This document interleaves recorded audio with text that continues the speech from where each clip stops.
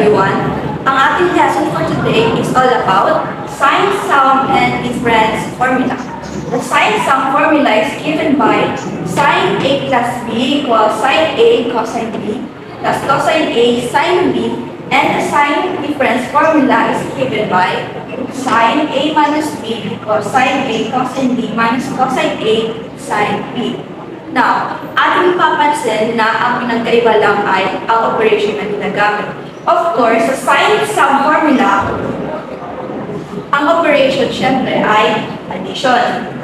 While sa sine difference formula, ang operation na gagamitin ay minus. So, para saan nga ba yung mga formula ito? Ang mga formula nito ay ginagamit upang mahanap yung exact value ng mga trigonometric functions natin at specific angles or standard angles. Yung mga standard angles natin, ito yung mga example.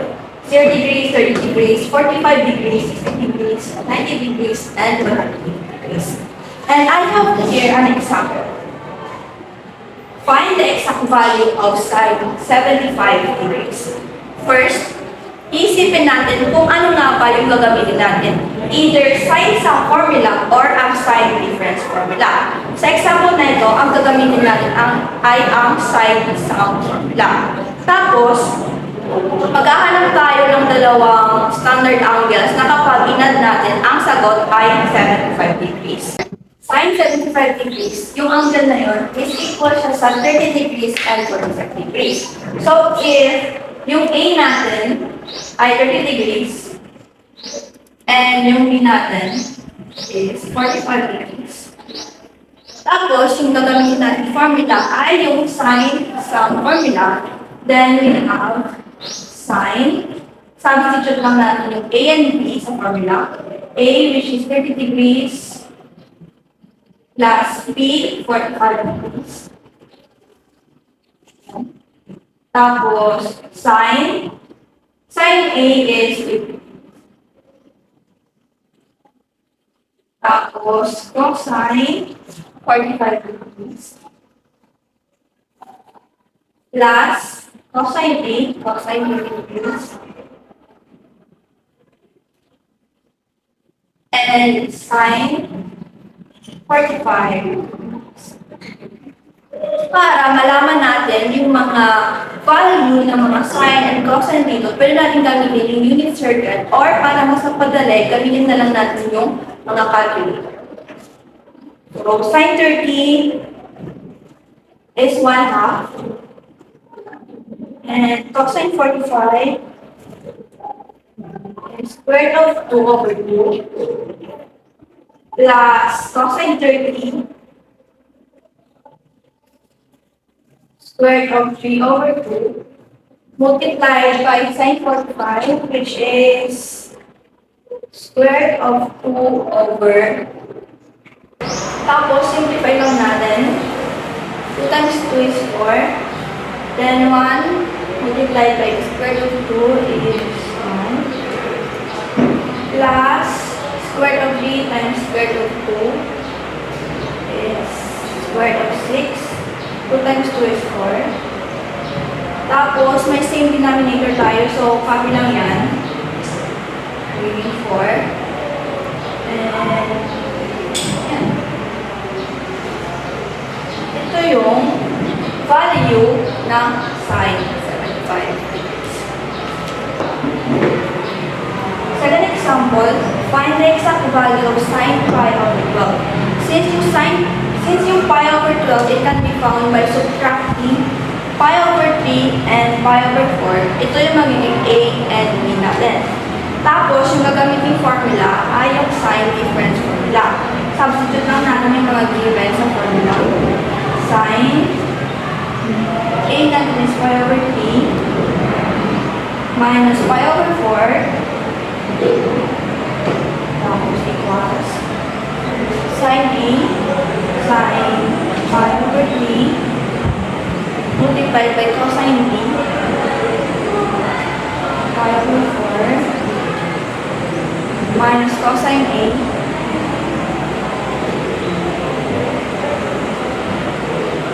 pi over 3 multiplied given by sine b sine pi over. Again, you want to use your unit circle or pwede namang calculator na lang gamitin. So, sine pi over k is equal sa square root of 3 over 2. Tapos cosine pi over 4 is equal sa 2 over 2 minus cosine pi over 3 is equal sa 1 half. And sine pi over 4 is 2 over. Tapos simplify lang natin ulit. Square root of 3 times square root of 2 is square root of 6. 2 times 2 is 4. Minus. Tapos 1 times square root of 2 is square root of 2. And 2 times 2 is 4. And since we have the same denominator, copy lang natin yan. Then copy lang natin ito sa taas. 6 minus 2. Now, ito na yung value ng sine pi over 12. In our third example, we must find the exact value of sine 2 pi over 3 minus pi over 6. Sa example na ito, given na yung mga a and b. Sulat lang natin. A equals 2 pi over 3. And yung b naman ay pi over 6. Since based sa problem, yung ginamit na operation I minus, yung gagawin natin formula ay ang sign difference formula. Substitute lang natin ulit yung mga given sa formula. Sin A minus B is 2 pi over 3 minus pi over 6. Then equals sin A cosine B. Sin 2 pi over 3 multiplied by cosine B. Is pi over 6 minus cosine A sin B. Cosine A is 2 pi over 3 multiply sin pi over 6. Now, kapag simplify natin yan, yung sin 2 pi over 3 equals siya sa b ay square root of 3 over 2. Tapos, yung cosine pi over 6 equal din siya sa minus cosine 2 pi over 3 is 1 half times ito. Sin pi is 1 half. Yung cosine 2 pi over 3, ulitin ko, siya ay equal sa negative 1 half. Then, yung sin pi over 6 is equal to 1 half. So, simplify lang natin. Square root of 3 times square root of 3 is 3 lang. Kasi kapag minultiply natin yung dalawang radicals na may same number, pwede natin i-cancel lang yung square sign. So, magiging 3. Then, 2 times 2 is 4. Minus, copy natin yung sign, negative. And 1 half times 1 half is 1/4. Tapos, magiging P4. Yung sign, minus and minus. Ito yung plus. 1/4.